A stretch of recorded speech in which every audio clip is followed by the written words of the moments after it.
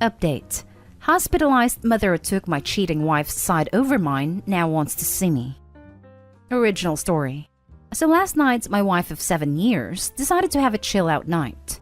After dinner, she went to the den and was watching her programs, while I flitted between watching the Spur football game and doing some odds and ends that I had planned. Next thing I know, she's got the wine out and has had 2 bottles of the stuff. At around midnight, I went to check on her and seen she was out cold on the couch. So I went to scoop her up when her iWatch thing buzzed and a message popped up on the screen. It said something along the lines of, "Haha, I can't do that. I hope you would knock the 7 shades of crap out of me." I wondered what the hell that was all about. So I pressed on it, and it was a conversation between my wife and a friend of mine. Now, I wouldn't say this guy's a close friend of mine, but he's someone I've played 5-a-sides with for years, drank with, and have known since we were teenagers. We used to call him Jacket Holder because when we got into scraps as teens, he'd always be the guy holding the jackets while everyone else went for it. Right, so as I said, I pushed on the conversation while this thing is still attached to her wrist and scroll up to the top. And as far as I can tell, it's him that contacts her first, unless she has deleted. There's lots of flirting and wink-winking going on, but nothing that you could outright say was cheating. Then I get to last night, and when she's drunk, she starts openly begging him for action. I couldn't believe my freaking eyes. I'm paraphrasing here because I can't remember the exact words, but she was saying stuff like how much she had always wanted him, how no one would ever find out if he did want to do something. And the last one that freaking killed me? That she was great at keeping secrets. I tried to scroll on her watch but couldn't find any other messages, and I don't know her phone passcode. I put her in her bed and just sat in the kitchen in shock until I fell asleep. Then got up for work about 5:30. When I went to get in my work van, I just slumped down on the wheel and realized I couldn't face it. So I went back in the house, grabbed a half-drunk bottle of vodka, filled to the top with Coke, and went on a way down the railway line. We live beside a lot of woodland, and a disused railway line that goes for miles, and I've walked about half the length of it. I'm sitting under a railway bridge like a freaking trawl right now, just seething at the whole thing. You'd probably think there's a fire going from about a mile away due to the steam coming out of my ears. So what do? I don't want to speak to her. I can't even bear to look at her after reading that crap. It was like a dagger through my heart. I just feel like every morsel of love I had for her has evaporated into thin air after reading her begging like that. Freaking yuck. I honestly want to ghost her, man. If I could, I would never speak to her again. The whole "I'm great at keeping secrets" was the thing that really got me though. Like, who even are you? It reeks, but it's a case of how far down the rabbit hole do I want to go. I don't care if I'm being honest. I'm just done. I've never felt so betrayed and disgusted in all my life.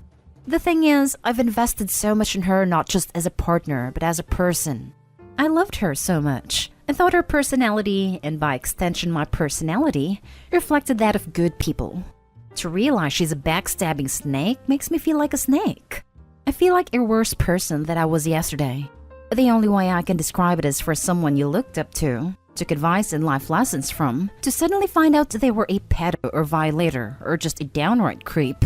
Your entire perception of yourself and who you are would be shattered because you've took on board what they've said and invested time to a creep. God, I'm rambling nonsense. I apologize. I'm lucky that our house is owned by my parents, who 6 years ago moved to a retirement village and we moved in. The house will be bequeathed to me when they die, but I don't and hopefully won't own it for a long time. They couldn't be bothered with the upkeep and all the problems, etc., and wanted to see out their final days in peace, so when we do divorce, my soon-to-be ex won't be getting her hands on it. So what do I do then? I'm honestly thinking of just not saying a word and throwing her right out. Also, while walking here, it went through my mind to get my mate who's a locksmith to quietly change the locks today. I could feed her any old garbage about something from the doors being broken. She won't care what's going on anyways, as long as I'm about. Then after it's done, lock the front door and tell her to come out and look at something out the back. When she comes out, just run back in and lock the door behind me. That sounds childish as hell, doesn't it? Ugh. Seriously though, I don't know what I'm gonna do. I'm staring at a bottle right now and my life feels like it has been ripped apart at the seams. As for that prick so-called friend of mine, there's no doubt he was up to something here. There's also no doubt I wouldn't have caught wind of this at all, so I'll be seeing him very soon. Never mind holding jackets. He'll be holding his face. First update, October 28, 2020. Thank you everyone who reached out to me after my first post. It was really appreciated. So yesterday, after I had written the post and was in a complete mess, 2 dog walkers came over to check on me as I was obviously concerning them. I told them everything. They listened. And the first thing one of them said to me was, "Son, the worst thing you can do right now is drink. It'll cause carnage." I have to thank her for that because I was on a highway to hell at that point. I threw the vodka away, got in touch with a friend, and decided I could come to his for a while to calm down. He was at work, but told me where the spare key was. We live in a small town of around 15,000 people, and it wasn't too far away. So once I got there, I sat on his couch, just trying to calm down. Throughout the morning, I was getting multiple texts and phone calls from my wife asking where I was and what the hell was up, as my work van was still sitting in the driveway and I was nowhere to be seen. I texted her back telling her that there was a problem with the engine, so I got a lift into work, which she seemed to buy, as she just texted back saying okay. When my friend got back from his work at about 5 o'clock, I told him everything that had happened and asked him his opinion. I also told him not to tell anyone about jacket holder, as that might then get back to my wife, which I didn't want at this point. I would deal with him later. By that I mean I'll expose what a little rat he is. Knocking crap out of him doesn't help me at all as of now. As an aside to the people saying he'd done nothing wrong, he messaged my wife first. He was being extremely flirty. What the hell is he even playing at messaging my wife for in the first place? He only knows her in passing, from afar. Look, I've got no problem with 2 adults conversing with each other, but they hardly knew each other, and it was flirty from the start, as far as I could tell. I think they've seen each other while out and about, and it's gotten flirty then. So my friend convinced me to try and keep a low profile, and see what I could dig up, but at the same time speak to a lawyer and get the ball rolling in terms of finding out my options, which I have done today. He took me home about 6 o'clock and I was honestly dead on my feet by that point. I think the adrenaline pumping the entire day then suddenly stopping knocks it right out of you, so I was extremely tired when I got home. The second I walked through the door, I knew something was up, as my wife was on me right away asking me all sorts of questions about work. I asked her why does she even care, and she said that I left my big flask in my lunch bag in the front passenger side seat, and something's been up today. She could feel it. I was about to lie, but I was just too tired. I couldn't be bothered putting any sort of charade up. So I said, yeah, there is something up. That when I was putting her drunken butt to bed last night, a message came up on her iWatch, which I read, and all the other ones. That she was a freaking disgusting cheat that I wanted nothing more to do with. Her demeanor went from an arms-crossed person in power to scared little girl within about a second. Good at keeping secrets, eh? Begging that little rat for action, eh? Yep, read it all. She started sobbing and I just walked away and upstairs into the shower. When I got out, she was sitting on the top stair crying still, and the excuses started right away. How she was drunk, vulnerable, had never done anything like that before, how he had messaged her first and it didn't mean anything, and that she was never going to go through with it. Pretty much everything that everyone on here was saying she would say, like she had a playbook out. The only thing she didn't do was try and blame me. She probably knew I would have thrown her right out the door if she had tried that crap. I told her that I wanted a divorce and her out of the house within a month. I also told her that she was moving to the spare room.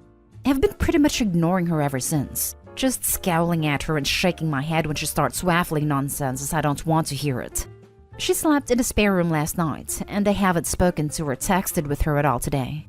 If I'm lucky, maybe she'll be gone when I get back from work. But my luck's not that good, I suppose. And getting her out, though, I was telling my parents what was happening today, and my mother was adamant I wasn't throwing her out onto the streets. Her and my mother are close, and always have been. Would have been together 11 years in December. My mother was saying she made a mistake, and that we should sort it out like adults. That we've been through too much together, and that she didn't actually do anything. It was just words. She completely took her side over mine. Couldn't believe it. Could this mess me here? Like, do I have no right to ask her to leave if my mother is against it? It's literally gonna be my house when my parents pass and I did nothing wrong. So I'm not leaving. It's probably gonna turn into War of the Roses Part 2. I managed to get myself an appointment with a divorce lawyer for next week, so I'll be going to that to discuss my options. Until then, I'm just gonna ignore my soon-to-be ex-wife, I guess. I know she's probably not gonna admit anything else now. I'll never know if she was a really good liar, or she was just talking crap to him to get him on side with her for an affair. Anyways, sorry about the delayed update. Just got the chance to write it now as I'm finishing work. Well, back to the funhouse, I guess. Second update, December 2, 2020. Monday, 16th November. Hi. I thought I'd give an update since a lot of people have been personally messaging me asking for one. It's now been 20 days since I found out my wife was trying to cheat on me with my friend. The situation has become hellish. I gave her a month to get out, and she's been sleeping in a spare room. But it's clear now she doesn't have any intention of going away after she got in the ear of my mother. She doesn't have anywhere to go at any rate, but that's not my problem. I've seen my divorce lawyer multiple times, and I'm now in the process of drawing up a divorce petition and having my wife served divorce papers. I've also opened my own bank account and taken 50% of the balance from our shared account. The atmosphere around the house has been weird to say the least. The living room has turned into a no man's land where no one frequents, as we both spend a majority of our times in our rooms. I've also intentionally been working late a lot, so I don't have to interact with her much. I had been completely ignoring her, but after reading about the 180, I've started implementing that and been civil, if a little cold towards her. I'm so glad I did this, as I was beginning to feel like a monster refusing to acknowledge her existence. It was not the right way to behave, and I ended up feeling like the one who had wronged her, rather than the other way around. The only time I broke from the 180 was when I walked into the bathroom last week and she was sitting on the floor by the bath crying. I helped her up and instinctively gave her a hug, though it was more of a there type hug than one with much love attached to it. The sad thing is that I'm so suspicious of her now that I wouldn't put it past her to be waiting on me coming in so she could put on a performance. The thing is, that probably isn't even true. But this is the sort of crap that's going through my head in this environment. It's just toxic. She's been crowing about how she'll do anything and everything to save this marriage. Anything to prove to me that it was just a silly mistake. So I brought up a lie detector test. I don't plan on ever getting one done. Wouldn't even know where to start. I just wanted to gauge her reaction. She was all for it. Well, until a few hours later when she came to me, tablet in hand, going on about how inaccurate they are, and that anxiety and nervousness can throw up false readings. And with her and her anxiety disorder and all. I just laughed. Wasn't even a small chuckle either. It started as a bit of a cackle and ended in a childish giggle. It appears she would do everything to save this marriage. Well, everything except take a lie detector test, that is. It doesn't even matter anyway. I meant what I said in my original post. Every morsel of love I had for her dissipated into the atmosphere after I heard her say those horrible things. I don't see her as my true love anymore. The person I could tell anything to and would trust with my life. I just see trash. Trash that needs taken out before it stinks the place up. Jacket holder has been the talk of the town since I exposed him to our friend group a few weeks back. It's safe to say he has no friends left among us. It has been completely ostracized. I tried phoning him a few times, but he refused to answer, then blocked my number. Screw that little rat. I hope it was worth it. I've spoken to my mother multiple times about this, and during a heated argument asked her why she was taking my wife's side. Was there something she wasn't telling me here? What was she expecting? Us to live like roommates? Go on like nothing happened? It's ridiculous. She said she has always seen my wife as the daughter she never had but always wanted. My mother had a stillborn daughter before I was born, and it has hunted her. So she latched onto my wife and has done since we got together. As I said previously, they have a close bond. The fact my wife doesn't have any family and only a few friends who have their own busy lives and families means if I throw her out, she would be all alone. And my mom thinks that's unacceptable, especially during a pandemic. She tried to get me to come to a compromise, saying that in 3 or 4 months we can look at it again and see where we are mentally. It is pushing me to try couples counseling before I throw in the towel. I'm not doing that. The thought of being in the same house as my wife over Christmas makes me feel ill.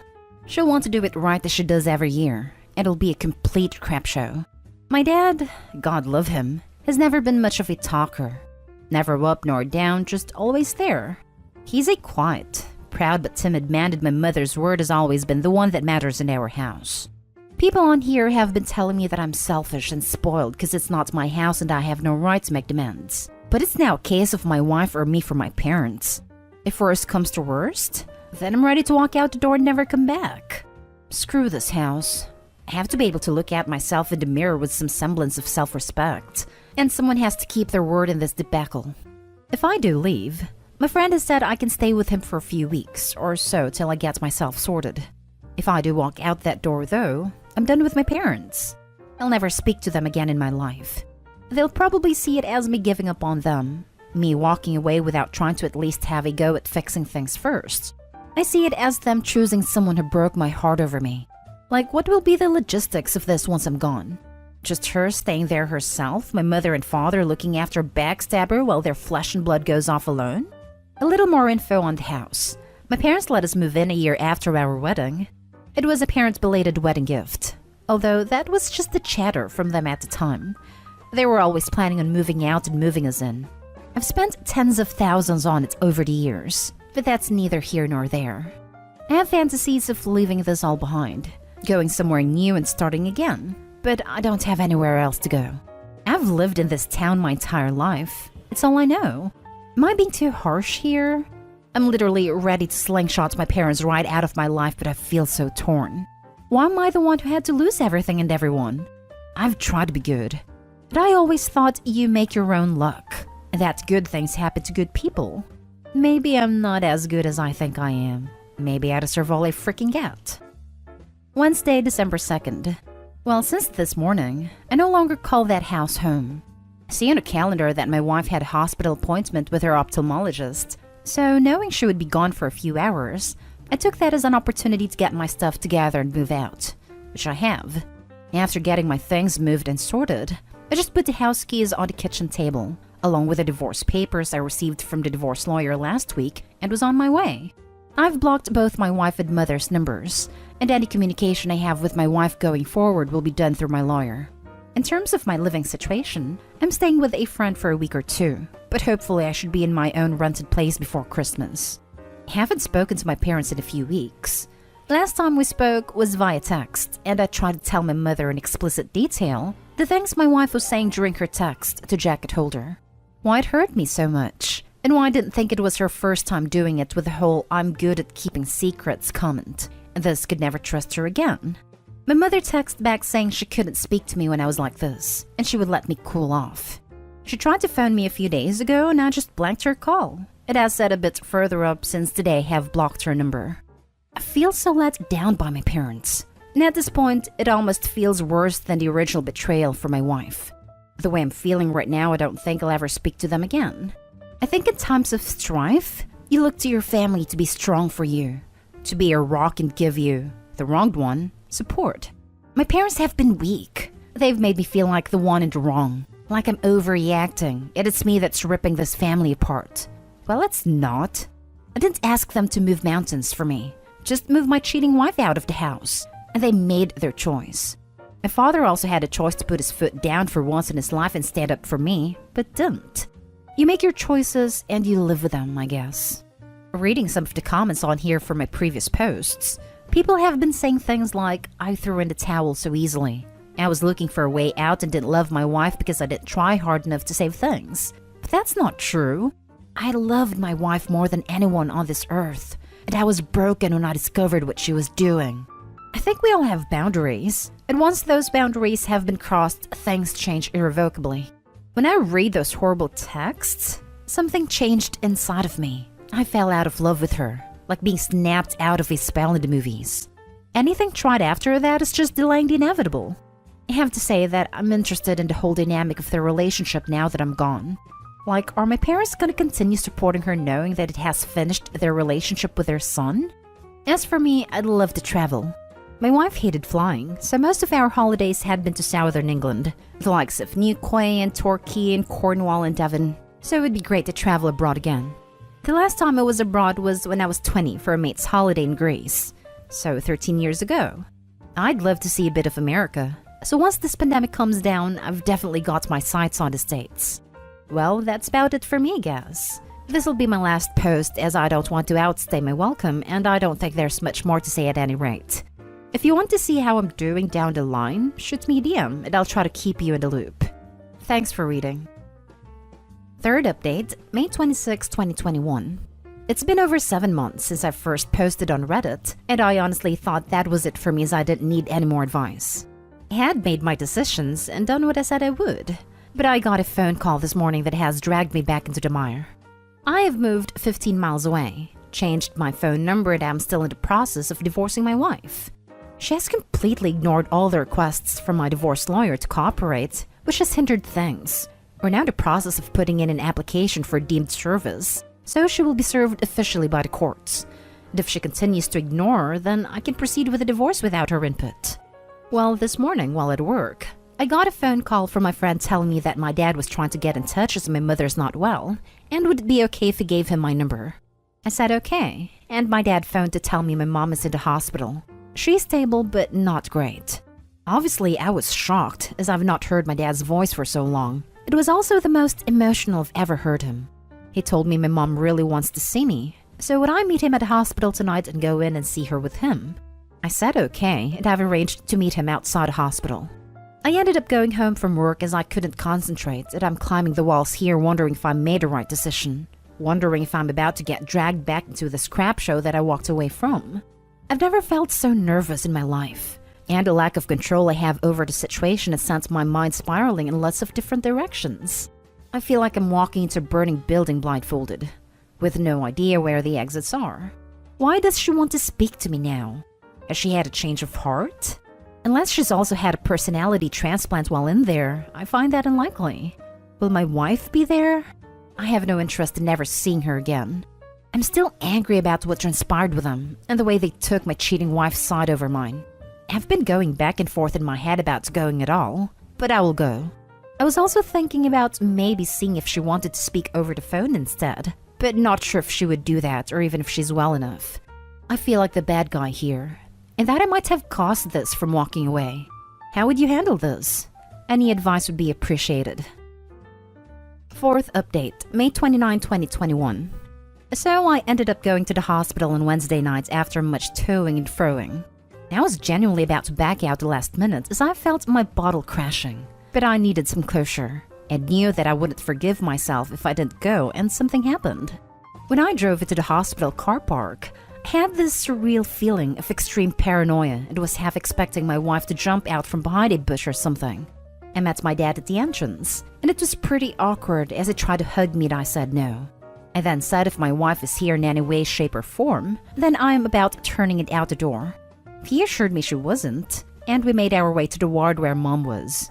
When I see my mother, I got the fright of my life as she looked like she had been in the wars. Never have I seen her look so frail. She's got an extreme black eye, also a lot of bruising and purple/yellowness down one side of her face. She took a serious fall, broke 2 ribs, shattered her elbow and banged one side of her head/face on the ground. So elbow, ribs, then head in that order. She looked zombified, but perked up when she seen me. She told me how much she's missed me, and that she wasn't sure she'd ever see me again. I told her if she had really wanted to get a hold of me, she could have done. We spoke for a bit about what exactly had happened, and how she was down for a few hours before my dad found her. Also that she was determined to get back to normal and mend bridges with me. I brought up my wife, and that I had been pushing for a divorce, but she was either ignoring the letters or wasn't getting them. So I asked if she's still in the house. Mom admitted she was, and Dad started to look uncomfortable. I just looked away in disgust. Mom started saying how lost my wife is without me, and that she's not in a good way. I knew then that nothing will change. She's not had an epiphany or seeing things from a new perspective. She just wants the status quo back. She said that the house is my home and always will be, but I told her I don't want it. It means nothing to me anymore, and all it holds is a lot of bad memories. I stayed for under an hour all in all, and when I left, I said if I want to get in contact I will, but don't be waiting over the phone for me to call as you might be waiting for a while. When Dad walked me out, he asked if I would keep in touch with him, and I said I would. Whether that's right or wrong, I don't know. Time will tell. When I got home, my emotions were a bit all over the place, from sadness to anger, but I'm glad I went. Couldn't help think about my wife as well, and what she once meant to me. It'll never not hurt. When I think about everything that's happened in the last 7 months, it honestly doesn't feel real. The speed at which everything fell apart was just spellbinding. I know life comes at you fast, especially when you're not paying attention, and I wasn't paying attention. It was just sheer luck I found out about her trying to cheat on me. Cosmic coincidence, nothing more. I never seen the signs or put everything together. I just saw something on her watch and it tore my freaking life apart.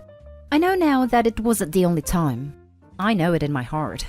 I see what she is and feel no love for her, only contempt. I feel she stole the best years of my life. When I think about all the good times, they're just soured.